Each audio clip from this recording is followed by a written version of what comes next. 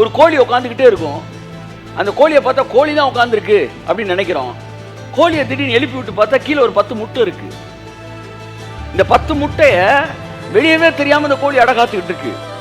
ஆனா ஒரு 20-25 நாள் கழிச்சு பார்க்கும்போது அந்த முட்டை மறைஞ்சிருந்த மாதிரி மறைஞ்சிருக்கல. இப்ப அந்த முட்டையை உடைச்ச ஒரு குஞ்சு என்ன செய்யுது, வெளியே வருது. பாருங்க, அது முட்டையா இருக்கும்போது ஹிடன் கிங்டம், அது உடைஞ்சு குஞ்சா வெளியே வரும்போது மேனிஃபெஸ்டட் கிங்டம்.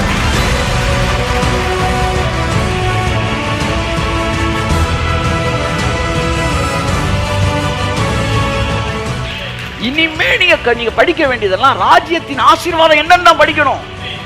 ராஜ்யத்தோட ஆசீர்வாதம் என்னன்னு படிக்கிறது தான் நம்மளுடைய வேலை. அப்ப மகிமை வெளியரங்கமாக போகுது உங்க லைஃப்ல. அதுக்கு தான் வழி ஆயத்தப்படுத்தணும். வழி யாரு? நம்ம தான் வழி. நம்ம மூலமாகத்தான் தேவனுடைய மகிமை வெளியரங்கமாக போகிறது. கையை தட்டி வருது அவருக்கு ஆமென்.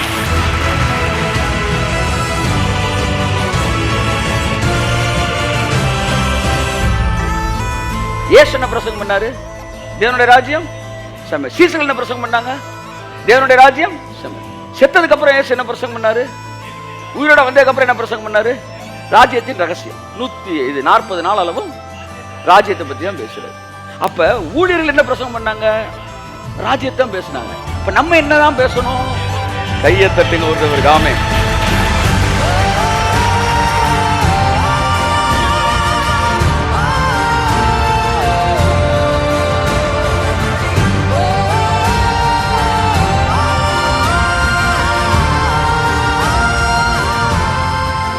கிங்டம் மெசேஜ் அதை பத்தி இன்னைக்கு சபை பேசல. ஏன்னா கிங்டம் மெசேஜ பேசினா கிங்டம் மைண்ட் வரும். கிங்டம் மைண்ட் வந்தாதான் கிங்டம் மேனிஃபெஸ்ட் ஆகும். கையை தட்டுங்க அவருக்கு ஆமென்.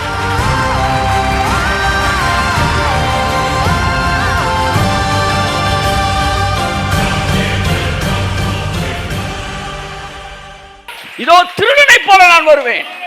ஆமா, திருடன் ஏரியால இருந்து மைக்கு போட்டு போஸ்ட் அடிச்சுட்டா வருவான். 100வது வீடை திருடுகிறாரு. திருடன் லெட்டர் போட்டு வருவானா, ஐயா நாளை கழிச்சு நான் வரேன். அவரு எப்ப திருடங்கடாங்கும்போது உள்ளே வந்திருப்பாரு. அப்படித்தான் உன் மனசுக்குள்ள அவர் வந்தாரு. திருடனை போல உள்ள வந்துட்டாரு.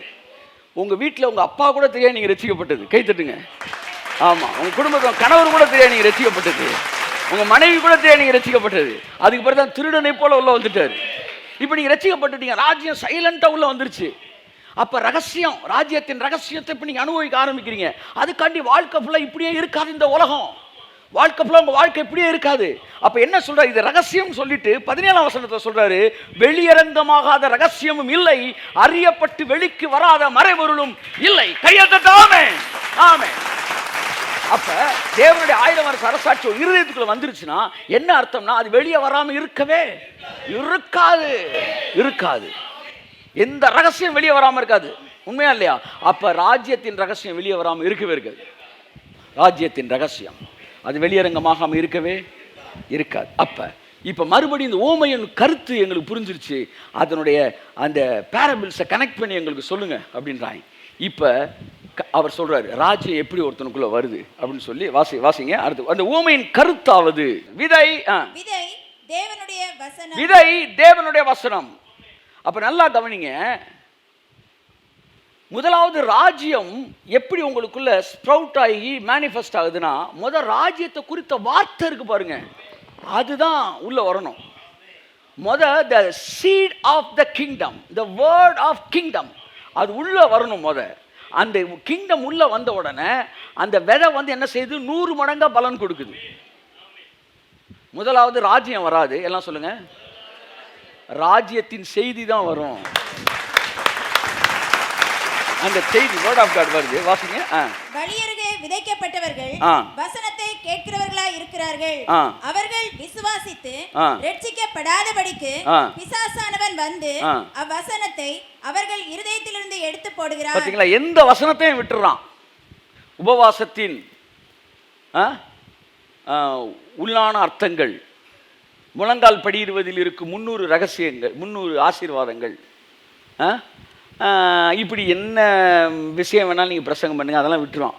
ஆனால் ராஜ்யத்தை பேசினா இது கூடாது, இது உடனே தூக்கிடணுமே, இவன் மனசில் இருக்கக்கூடாது, இவன் மனசில் இருக்கக்கூடாதுன்னு நினைக்கிறான். நீங்கள் பாருங்கள், எங்கே சுத்தம் வழி நீங்கள் பிசாசோட போராடுற இடத்துக்கு தான் வரணும்னு நினைக்கிறீங்களே ஒழிய நான் ஜெயிச்சிருக்கிறேன்ற இடத்துக்கு உங்கள் மனசு வரமாட்டேன்து. ஏன்னா ராஜ்யத்தின் ரகசியம் முடிக்கப்பட்ட வேளையிலே நீ முடிக்கப்பட்டவனாக சகலத்தையும் செய்து முடித்தார்களா நீங்கள் நின்று கொண்டு இருக்கிறீர்கள் என்கிற மனநிலை உங்களுக்கு தருகிறது. அந்த மனநிலை தொடர்ந்து உங்களுக்குள்ள இருக்கணும்னா, அது ஸ்டெபிளைஸ் ஆகணும்னா, அந்த ராஜ்யத்துடைய வார்த்தை இருக்குது பார்த்தீங்களா, அந்த வார்த்தை அது உங்கள் மனசில் இருக்கணும். பிசாசு அந்த வார்த்தை என்ன செஞ்சிடறான், பறவை கொத்திட்டு போன மாதிரி எடுத்துகிட்டு போயிடுது. திரும்ப போன உடனே திரும்ப எங்கே தான் வரான், ஐயா ஒரு ஒரு 2 நாள் ஜெபம் பண்ணி ஒரு 500 ரூபா நீ எனக்கு ஒரு 1000 ரூபா கிடைக்கணும், அப்படி மனநிலைக்கு வரான். மறுபடியும் நன்றாக கவனிங்கள், வார்த்தை மிக முக்கியமானது. வார்த்தை இருக்கிறதெல்லாம் ராஜ்யம் வெளிவருது, மகிமையை பார்க்கும்படி வெளியேறுது. 13-15 வாசிங்க. கற்பாறையின் மேல் விதைக்கப்பட்டவர்கள் கேட்கும்போது சந்தோஷத்தில் வசனத்தை ஏற்றுக்கொள்கிறார்கள், ஆயினும் தங்களுக்குள்ளே வேர்கொள்ளாதபடியினாலே கொஞ்ச காலம் மாத்திரம் விசுவாசித்து சோதனை காலத்தில் பின்வாங்கி போகிறார்கள். பாத்தீங்களா, இன்னொரு குரூப் இருக்கு. இந்த குரூப் ராஜ்யத்தின் ரகசியத்தை வாங்கிட்டான். ராஜ்யம் வந்துருச்சாயா, நம்ம இருளின் அதிகாரத்தில் என்ன செஞ்சிட்டோம், விடுதலை ஆயிட்டோம்யா. இன்னைக்கு அதான் சொல்ல சொன்னார் கர்த்தர் உங்கள்கிட்ட. என்ன சொன்ன, கொலோசியர் 1:18 வாசிங்களேன். கொலோசியர் 1:18. வாட் இஸ் ராஜ்யத்தின் அதாவது 1000 வருஷ அரசாட்சி ஆரம்பமாயிருச்சுன்னா அதுக்கு என்ன அர்த்தம்? ராஜ்யத்தின் ரகசியம் என்ன? ராஜ்யம் வந்துருச்சுன்னா என்ன நடந்திருக்கு உங்களுக்குள்ள, அதை மட்டும் தெரிஞ்சுக்கணும். 13 இருளின் அதிகாரத்தினின்று நம்மை விடுதலையாக்கி தமது அன்பின் குமாரனுடைய ராஜ்யத்திற்கு உட்படுத்தினவராய் இருக்கிற பிதாவை ஸ்தோத்திரிக்கிறோம். பாத்தீங்களா ராஜ்யத்தை பத்தி பேசுது. இந்த அன்பின் குமாரனுடைய ராஜ்யத்துக்கு நீங்க வந்துட்டீங்களா? எங்க வந்துட்டீங்க? திரும்ப சொல்லுங்க. இவர் அடிக்கிற குமாரன் கிடையாது. சொல்லுங்க, அன்பின் குமாரனுடைய ராஜ்யத்துக்குள்ள நீங்க வந்துட்டீங்க என்பது நம்ம எல்லாருக்கும் தெரியும். ஆனா ஒண்ணே இதுக்கு முந்தின வரியை தான் நம்ம புரிஞ்சுக்கிறோம். போயிட்டோம். என்னது வாசிங்க. இருளின் அதிகாரத்திலிருந்து நம்மை விடுதலையாக்கி உன்னை விடுதலை ஆக்குவாரா ஆக்கிட்டாரா? திரும்ப கேட்கிறேன், ஆக்குவாரா ஆக்கிட்டாரா? சொல்லு, ஆக்குவாரா ஆக்கிட்டாரா? விடுதலை ஆக்கிட்டாரா ஆக்குவாரா? ஆக்க போறாரா ஆக்கிட்டாரா? கையெழுத்து. ஆமென். என்னை விடுதலை ஆக்கி விட்டார். இருளின் அதிகாரத்திலிருந்து, வியாதியின் அதிகாரத்திலிருந்து, தோல்வியின் அதிகாரத்திலிருந்து, அவமானத்தின் அதிகாரத்திலிருந்து, இந்த உலகத்தின் தரித்திரத்திலிருந்து கர்த்தர் என்னை விடுதலை ஆக்கி விட்டார். This is what the kingdom message. This is what the millennium life. 1000 வருஷ அரசாட்சியோட வாழ்க்கைன்றது விடுதலையாக்கப்பட்ட வாழ்க்கை. நான் விடுதலை ஆயிட்டேன்னு இப்ப நீங்க உணர்றீங்களே, இது வெளியில போனோன்னா கொத்திட்டு போயிடுவாங்க. சிலருக்கு என்ன செய்யுது, ஆமா சார் விடுதலை ஆயிட்டோம். அதாவது ஃபர்ஸ்ட் ஹியரர்ஸ், செகண்ட் எக்ஸைட்டர்ஸ். அதாவது சந்தோஷப்படுவாங்க. சந்தோஷத்தோட வசனத்தை ஏற்றுக்கொண்டு கையை தட்டு, விசில போடு, அல்லேலூயா சொல்லு. இவன் யாருன்னா, they will enjoy the word of God. ஆனா மூணாவது ஒருத்தன் இருக்கான், அவன் மெடிடேட்டர்ஸ், அவன் தியானிக்கிறவன். பாருங்க, இப்போ 2வது வசனத்தில் இந்த 2வது விஷயம், இந்த ராஜ்யத்தை புரிஞ்சுக்கிட்டான், நான் விடுதலை ஆயிட்டேன்னு புரிஞ்சுக்கிட்டான். ஆனா வாசிங்க, கற்பாறையில் விதைக்கப்பட்டவர்கள் கேட்கும்போது சந்தோஷத்தோடு வசனத்தை ஏற்றுக்கொள்கிறார்கள், ஆயினும் தங்களுக்குள்ளே அந்த வசனம் என்ன செய்யணுமா? எந்த வசனம்? ராஜ்யம் என்ன சொல்லுது? விடுதலை ஆயிட்ட. திரும்ப சொல்லுங்க, பின்னாடி கொஞ்சம் சத்தமா சொல்லுங்க. யாருக்கு விடுதலை? இனி இழிவு கொண்ட மனிதன் எவனும் ராஜ்யத்தில் இல்லையே. தேவன் விடுதலை கொடுக்கும் போது, நீ காலையில் வாசித்தோம், both high and low will come under your wings. அதாவது மனுஷர்கள் யாவரும் இடத்தில் வருவார்கள். அப்ப தேவன் எல்லாருக்கும் விடுதலை வாங்கி கொடுத்துட்டாராம். இப்ப இந்த விடுதலையின் செய்தியை உங்களுக்கு சொல்லணும், உங்களுக்கு வாங்கி கொடுத்துட்டாரான்னு. உங்க அப்பா உங்களுக்கு வீடு கட்டிட்டாரு, அது 2000 வருஷத்துக்கு முடிஞ்சிருச்சு. ஆனா அவர் எந்த ஏரியால வீடு கட்டி இருக்காரு, அந்த வீடு எப்படி இருக்குன்னு உங்களுக்கு சொல்றோம் பாத்தீங்களா? உங்க அப்பா வீடு கட்டி இருக்காரு அப்படின்ற செய்தி, அதுதான் சுவிசேஷம். அதனாலதான் பணக்காரங்க உயில் எழுதி வைக்கிறாங்க. உயில் எழுதி வச்சதோடும் இல்லாம ஒரு அட்வொகேட்டை வச்சுட்டு போறாங்க வீட்டுல. என் பிள்ளைகளுக்கு எது சொத்து எங்க இருக்குன்றது நீ கரெக்டா சொல்லிரு. பிதா நமக்கு சொத்து எழுதி வச்சாரு குமாரன் மூலமாக சிலுவையில். கடைசியில் அட்வொகேட்டை கொடுத்துட்டு போனாரு. அவர் பேர் பரிசுத்த ஆவியானவர். அவர் வந்து நமக்கு என்னென்ன சொத்தெல்லாம் இருக்கு, எப்படிலாம் இருக்கு என்று தேவனால் நமக்கு இலவசமாக அருளப்பட்டவர்களை அறிந்து கொள்ளும்படி அந்த ஆவி நமக்கு அருளப்பட்டு இருக்கிறது. ராஜ்யத்தில் என்ன முதல் நடக்குது? நீ விடுதலை ஆயிட்ட பிசாசின் அதிகாரத்திலிருந்து. அதாவது உன் மேல எந்த எந்த இருளும் அதிகாரம் செலுத்த முடியாது. நீ எப்ப சாகணுன்றத, நீ சாகணும் விருப்பப்பட்ட சாகலாம், ஆனால் நீ எப்ப சாகணுன்றத இருள் அதிகாரம் செய்து அது நிர்ணயிக்க முடியாது. எல்லாம் கட்டாயம் சாகாம இருக்கணும்னு நான் சொல்லலை. நீ சாகணும் விரும்பினா செத்துக்கலாம், ஆனால் நீ விரும்புகிற டேட்லாம் சாகணும். இது வரைக்கும் நம்ம அப்படி இருக்க சாக முடியாது சார். நம்ம எல்லாருக்குமே இப்போ இந்த அதிகாரம் வந்துருச்சு சார். இனிமே அவன் நினைக்கிற நேரத்தில் நீங்கள் சாக மாட்டீங்க. தைரியமாக இருங்க, நீங்கள் விரும்ப சாகுவீங்க. இருளின் அதிகாரத்திலிருந்து விடுதலையாக இருக்கீங்க. அதில் தான் நீடித்த நாட்கள் நான் உன்னை திருப்தி ஆக்குவேன். திருப்தி என்பது யார்? இட்லி வைக்கிறவன் சொல்லணுமா, சாப்பிட்றவன் சொல்லணுமா? 3 இட்லி வச்சு போதும் எந்திரிங்க அப்படின்னு சொல்லக்கூடாது. வைக்கிறவர் சொல்லக்கூடாது, சாப்பிட்றவர் சொல்லணும் போதும் சார்னு. அப்போ கர்த்தர் சொல்கிறார், உன்னை திருப்தி ஆக்குவேன்னா நீ போதும் சொல்கிற வரைக்கும் நான் வச்சுக்கிட்டே இருப்பேன். இட்லியை சாப்பிட்டுக்கிட்டே இரு, சாப்பிட்டுக்கிட்டே இரு, சாப்பிட்டுக்கிட்டே இரு, சாப்பிட்டுக்கிட்டே இரு. இருளின் அதிகாரத்தில் விடுதலையாகி விட்டீர்கள். அன்பின் குமாரோட ராஜ்யத்துக்கு உட்படுத்தி இருக்கிறார். இதுதான் ராஜ்யத்தின் செய்தி. இந்த செய்தியை கேட்டப்ப சந்தோஷமா கேட்கிறான். திடீர்னு வசனத்தின் நிமித்தம் என்ன வருது சொல்லுங்க, சின்ன சின்ன வாசிங்க. வசனத்தின் நிமித்தம் சோதனை, கொஞ்ச காலம் விசுவாசித்து சோதனை காலத்தில் பின்வாங்கி விடுகிறார்கள். அதாவது இவங்க என்ன பண்ணிடுறாங்கன்னா சந்தோஷமா ஏற்றுக்கிட்டாங்க. அது வேறு கொள்ளாததுனால சோதனைன்னு வரும்போது பின்வாங்கிட்டாங்க. இப்போ சோதனை என்ன சார்? நல்லா உங்களுக்கு ஈஸியாக சொல்கிறேன், புரிகிற மாதிரி. இப்போ தான் விடுதலை ஆகிட்டோன்றீங்க, அப்புறம் சோதனைன்றீங்க, என்ன குழப்பிட்டுருக்கீங்க? ஒரு குழப்பமும் கிடையாது. இந்த வார்த்தையை பேசும்போது இயேசு சொல்கிறார், ராஜ்யம் வந்துருச்சுரா, இனிமேல் பிசாசு ஒன்றுமே பண்ண முடியாதுரா அப்படின்னு சொல்லி ஒரு 10 வருஷத்துக்குள்ள பெரிய புயல் வருது. அப்படி அதுக்கு நேராக பக்கத்தில் பாருங்கள், வேற படகு ஓடுகையில் 23 அவர் நித்திரையாக இருந்தார். நல்ல செய்தியை கேட்டு கும்முன்னு வந்திருக்கிறான். மட்டும் போய் ராக்கா பாரா பாரான்னு இருக்கிறாங்க. கொஞ்ச நேரத்தில் பிசாத்து தாரான்னு வந்து நிற்கிறான். ராரான்னு வந்து படகு ஓடுகள் நித்திரையாக இருந்தார். அப்பொழுது கடலிலே சுழல் காற்று உண்டானபடியினால் அவர்கள் மோசமடையத்தக்கதாய் படகு ஜலத்தினால் நிறைந்தது. அவர்கள் அவரிடத்தில் வந்து ஐயரே ஐயரே மடிந்து போகிறோம் என்று அவரை எழுப்பினார்கள். எல்லாம் ஃபுல்லாக மீன் பிடிக்கிறவன்லாம் சேர்ந்து யாரை எழுப்பிக்கிட்டு இருக்கிறான்? தச்சனை எழுப்பிக்கிட்டு இருக்கான். அவர் எந்திரிச்சு, என்னன்னா நான் கட்டில் மேட்சை செய்கிறேன்டா, எனக்கு நீச்சலே வந்து இப்போ தான் போயிட்டு இருக்கேன் 4 நாள் கிளாஸுக்கு. நீங்கள் பிறந்ததுலேருந்து இங்கே தான் பிறந்து வந்தீங்க. இவங்க எல்லாம் சேர்ந்து அவர் எழுப்புறாங்க. அதனால் நான் ஒரு பெரிய பிஸ்னஸ் மேன் அப்படின்னு நினைக்க முடியாது. சில நேரம் பெரிய மீனவனுக்கு போய் தச்சன்ட்ட கேட்டுக்கிட்டு இருக்கிறான். தச்சன்ற விஷயம் கிடையாது. என்னதான் மீனவனாக இருந்தாலும் அவர் மேலே இருக்கிற த கிரைஸ்ட் அனாயிண்டட் பர்சன் அது வந்து தான் அவனுக்கு ஹெல்ப் பண்ணுது. மீன் எப்படி பிடிக்கணும்னு தச்சர் சொல்லி கொடுக்குறாரு. மீனவன் வந்து இவர் சொல்கிறது கிட்ட வளைய போடுறான். அது இந்த பிஸ்னஸ் ஸ்கூலில் நான் யோசித்தேன், ஆண்டவரே நான் என்ன பிஸ்னஸ் பண்ணுறேன், நான் என்னத்தை அவங்களுக்கு சொல்ல முடியும், நீ என்ன சொல்லப்போ? நீ இல்லை, நான் பூமியில் தச்சு வேலை தான் பார்த்துட்டு இருந்தேன். நான் மீன் பிடிக்கிறேன் எப்படி நான் சொல்லி தரலையா? கையை தட்டுங்க. பவுல் இருக்கான் கல்யாணமே பண்ணாமல், ஆனால் கல்யாணம் பண்ண எப்படி வாழணும் அவன் சொல்லி தரலையா? எல்லாத்தையும் அனுபவம் வேணும்னா அப்புறம் பிரசவத்துக்கு வந்து ஜெபிக்கிறவங்களுக்கு நீ எப்படி ஜெபிக்க போகிற? நீ எதுவும் குழந்தைங்கள பெற்றுட்டு தான் ஜெபிக்கிற ஐடியாவில் இருக்கியா? அது பெற்றுக்க முடியாது. we cannot go through all experience. தேவனால் இரக்கம் பெற்று தேவனுடைய ஆவியை பெற்றவன் நான் இதை சொல்கிறேன் என்று பவுல் சொல்கிறார். அப்போ இங்கே இவர் சொல்கிறார், இவர் எழுப்பினோடனே நல்லா கவனிங்க, அவர் எந்திரிச்சு காற்றையும் ஜலத்தின் கொந்தளிப்பையும் அதட்டினார். உடனே அவைகள் நின்று போய் அமைதல் உண்டாயிற்று. இங்க அதட்டுறாரு. அவன் என்ற சொன்னாரு, ராஜ்யம் அவனை விட்டு போயிடுச்சு. நான் ஏன் தெரியுமா வியாதியை பார்த்து அதட்டினேன், நான் ஏன் தெரியுமா பிசாசை பார்த்து அதட்டினேன், நான் ஏன் தெரியுமா எதிர்மறையான சூழ்நிலையை பார்த்து அதட்டினேன்? சொல்லுங்க, வியாதியை அதட்டணும், சத்தமா சொல்லுங்க. பிசாச அதட்டணும், அடுத்து எதிர்மறையான சூழ்நிலையை அதட்டணும். ஏன் அதட்டணும்? ராஜ்யம் இருக்கும்போது நீ வேலை பார்த்தா அதுக்கு பேரு லீகல். இப்ப ராஜ்யத்தில் நீ இல்லை, உனக்கு கொடுக்க வேண்டிய செட்டில்மெண்ட்டை கொடுத்து தீர்த்தாச்சு, உன்னை அனுப்பிச்சாச்சு. இதுக்கப்புறம் நீ வந்தீனா படையெடுப்பு கிடையாது. இதுக்கு மேல வந்து அதுக்கு பேர் கலகம். கலகக்காரர்கள் என்ன செய்யணும்? ஒடுக்க தான் செய்யணும், ஒழிய பேச்சுவார்த்தை நடக்கக்கூடாது.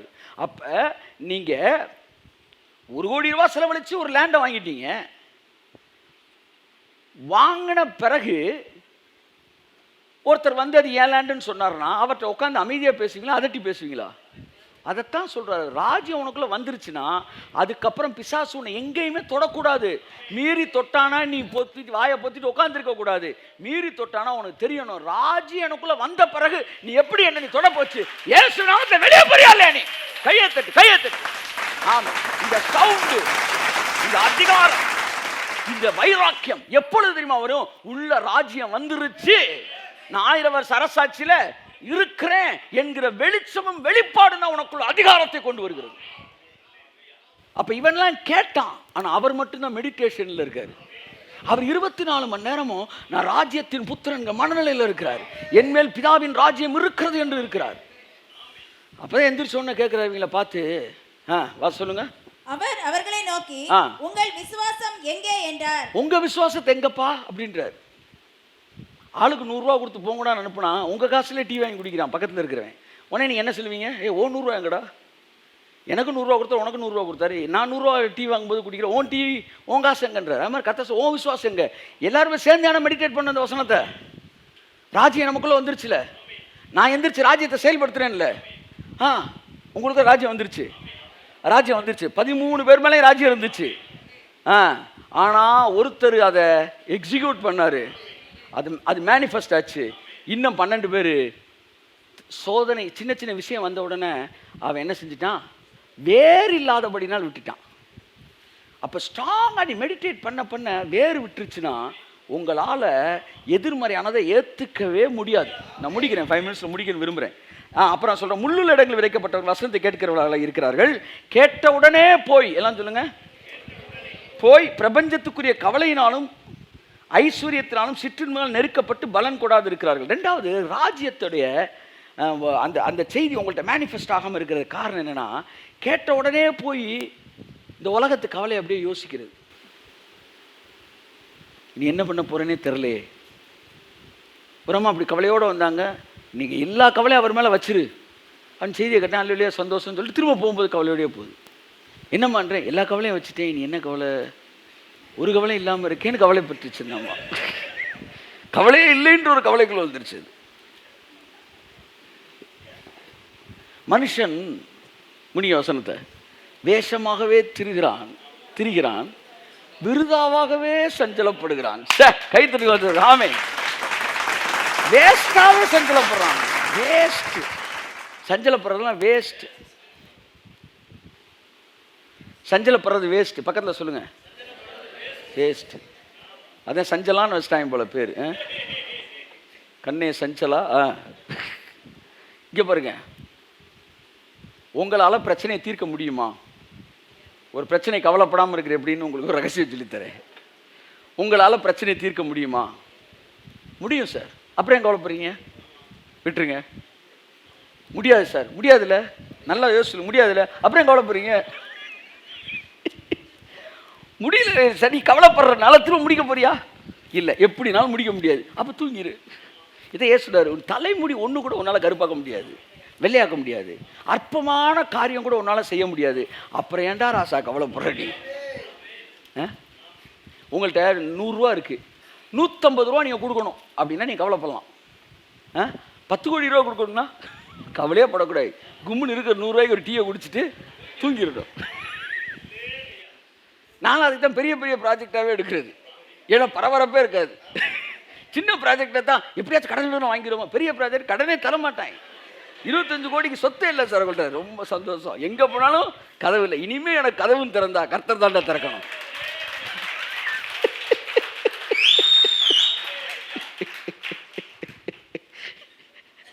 கடன் கொடுக்குறேன்னு பேங்க்கு சொன்னால் கூட பத்திரத்தை புரட்டு, அதை புரட்டி, இதை புரட்டுக்கிட்டு இருப்போம். வராது. நம்மளால் ஒன்றுமே செய்ய முடியாது. கும்முன்னு ஒரு தூக்கத்தை போட்டு எந்திரிச்சு காலையில் வாக்கிங் போயிட வேண்டியதான். தோத்திரம் தோத்திரம் தோத்திரம் அப்படியே கிளம்பிருங்க இயேசு நாமத்தில். கவலைப்படும் போது மைண்டு வந்து கிங்டமை பற்றிய மெடிடேஷன்லேருந்து வெளியே வந்து அந்த பிளக் அங்கேருந்து உருவி கவலையில் நீ சொருகிடுற. அதனால உன் வாழ்க்கையில் கிங்டம் வந்து என்ன செய்யலை, மேனிஃபெஸ்ட் ஆக மாட்டேங்குது. கிங்டம் பிளக் பாயிண்ட் இருக்குது, நீ அதில் சொருகி இருந்தால் தான் அது வந்துக்கிட்டே இருக்கும். சீரியஸாக சொல்கிறேன் சார், நீங்கள் இது கிங்டமை மெடிடேட் பண்ணிக்கிட்டே இருக்கும்போது உங்கள் சரீரத்திற்கு வியாதிலாம் மறைஞ்சிடும் சார், கட்டிலாம் கரைஞ்சிடும் சார், உங்கள் பாடியில் தேவையில்லாத வெயிட்லாம் லாஸ் ஆகிடும் சார், உங்களுக்கு ஒரு எனர்ஜி வர ஆரம்பிக்கும் சார். உங்கள் ஸ்கின்னெல்லாம் ஷைன் ஆக ஆரம்பிச்சிரு சார்.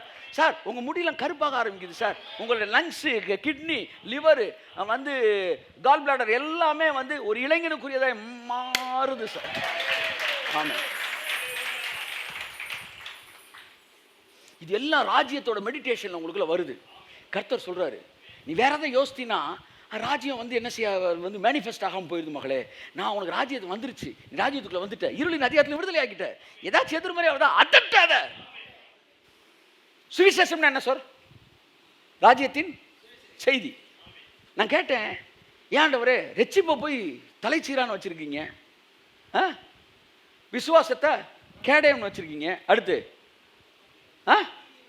நீதியை வந்து மார்க்கோசன் வச்சிருக்கீங்க, சுவிசேஷம் ராஜ்யத்தின் செய்தியை போய் செருப்புல வச்சிருக்கீங்க. டே பிசாசு வரும்போது நீ செருப்பை கழட்டி தான் அடிக்கணும் அவனன்றார் கர்த்தர். புரிஞ்சவெல்லாம் கையெழுத்து செருப்பை கழட்டி அடி.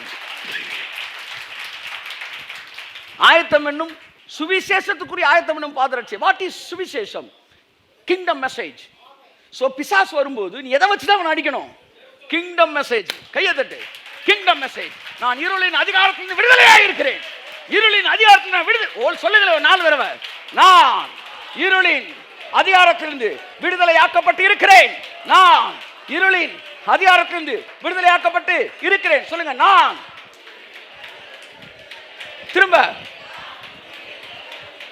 கையை தட்டுங்க ஒரு தடவை.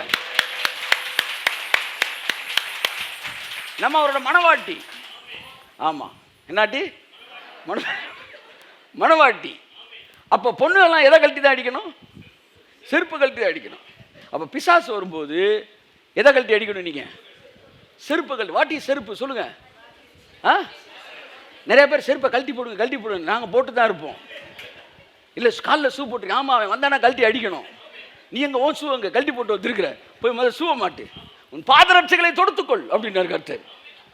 பாதரட்சை என்ன? Kingdom message. Kingdom message. நீங்கள் விடுதலை ஆக்கப்பட்டு இருக்கிறீர்கள். இந்த செருப்பு அவர் போட்டிருந்தாரு, ஆயத்தமாக இருந்தார். மற்றவன் எல்லாம் செருப்பை காலம் தூங்கிட்டு இருக்கிறான். எந்திரிச்சார் பாருங்க. ராஜ்யத்தின் செய்தியில் அவருக்குள்ள ஓடிட்டு எந்திரிச்சு சொன்னார், காற்றே இறையாதே. என்ன சவுண்டு? என்ன மறந்துட்டியா? அவன் ராஜ்யத்தில் இந்த மாதிரி வேலையை பார்த்துக்கிட்டு இருக்க, பிச்சு போடுவேன். சரி சார், அமைதியாரு இரு, அமைதியாரு. அப்படி அமைதியாயிருச்சு. என்னன்றான்? ராஜ்யத்தின் செய்தி, ராஜ்யத்தின் மனநிலை உங்கள் சூழ்நிலைகளை அரெஸ்ட் பண்ணி வச்சிருக்கு. கை தட்டுங்க ஒருத்தவருக்கு. ஆமென்.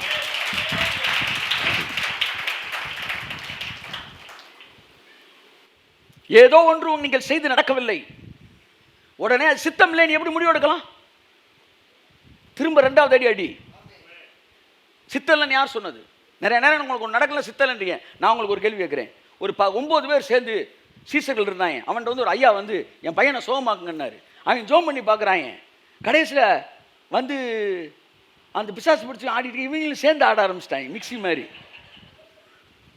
ஏசு நான் கட்டுறேன்றான். அவன் வந்து முதல் நீ வேட்டி ஒழுங்காக கட்டுருச்சு. கடைசியில் துரத்தி பார்க்குறாங்க, ஒன்றும் பவர் ஒர்க் அவுட் ஆகலை. அப்போ அவன் பார்த்தான், இது வந்து என்ன பீஸு, டம்மி பீஸு போல் அப்படின்னு. ஏசு அங்கேருந்து இறங்கி வராரு மருவமலையிலேருந்து. அவன் ஓடி வரான். பாவம், அவங்க அப்பாவுக்கு எப்படி இருக்கும்? ஒரு தகப்பனாருக்கு எப்படி இருக்கும் யோசிங்க. தன் பிள்ளை தன் கண்ணுக்கு முன்னாடி அப்படியே வந்து வந்து வந்து அந்த சந்திர ரோகியாக கஷ்டப்படுகிறான் அப்படின்னு சொல்லி அவங்க அப்பா வந்து அழுகிறார். என் மகனா நீங்கள் சுகமாக்குங்கயான்னு அழுகிறார்.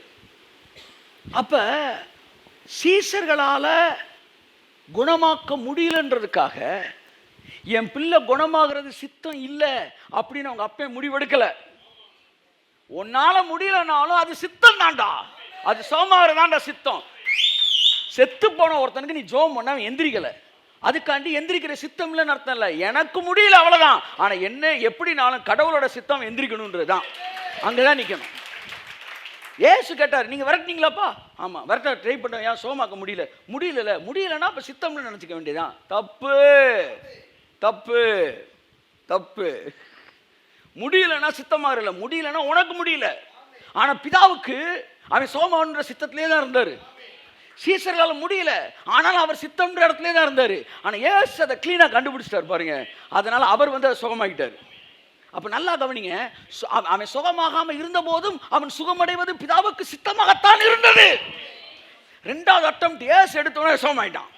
அப்ப என்ன சொல்ல வரேன்னா, நீங்க ஒன்னு சொல்லும் போது அது நடக்காத மாதிரி தெரிஞ்சாலும் ஒன்னு மறந்துடாதீங்க, அது நடப்பது தான் தேவனுடைய சித்தம். அடுத்த அட்டெம்ப்ட் எடுங்க, இயேசு நாமத்தில் கையை தட்டுங்க ஒருத்தர். ஆமென். எது வரைக்கும் நீங்கள் முயற்சி எடுக்க வேண்டும்? நீங்கள் நினைத்தது நடக்கும் வரைக்கும் நீங்கள் முயற்சி எடுக்க வேண்டும். ராஜ்யம் வெளியரங்கமாக வேண்டும்.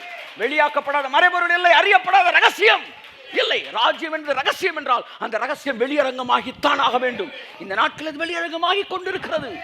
ஐஸ்வர்யமாய் வெளியரங்கமாகிறது, ஆரோக்கியமாய் வெளியரங்கமாகிறது, பெருக்கமாய் வெளியரங்கமாகிறது. நம்முடைய வாழ்க்கை வெளியரங்கமாகி கொண்டிருக்கிறது. என் அருமையான தேவனுடைய பிள்ளைகளே, அந்தகார இருளில் இருந்து நாம் விடுதலை ஆக்கப்பட்டிருக்கோம். இருளின் அதிகாரத்திலிருந்து பக்கத்தில் உங்க கையை பிடிச்சு கொஞ்சம் முகத்தை பார்த்து சொல்லுங்க, 2 பக்கம் சொல்லுங்க, நீங்க இருளின் அதிகாரத்திலிருந்து விடுதலை ஆயிட்டீங்க, விடுதலை ஆயிட்டீங்க, விடுதலை ஆயிட்டீங்க. ஆமா, you are delivered, completely delivered. Amen. God bless you. இதுதான் விடுதலை, இதுதான் ராஜ்யத்தின் செய்தியின் ஒரு பகுதி. நீங்கள் விடுதலையாக இனி உங்க மேல பிசாசை இருள் அதிகாரம் செய்ய முடியாது. இதை மெடிடேட் பண்ணிக்கிட்டே இருங்களேன். இன்னைக்கு முடிவெடுங்க, இது ஃபுல் டைம் ஒர்க்கா இன்னையிலேருந்து ஆவியானவர் சேர்ந்து மெடிடேட் பண்ணி சொல்லுவோம். அடுத்த வாரம் இந்த 7 நாளுக்குள்ள உங்கள் லைஃப்பில் மிகப்பெரிய மாற்றங்கள் நடக்கும் என்று நான் சொல்கிறேன். ஆமாம்.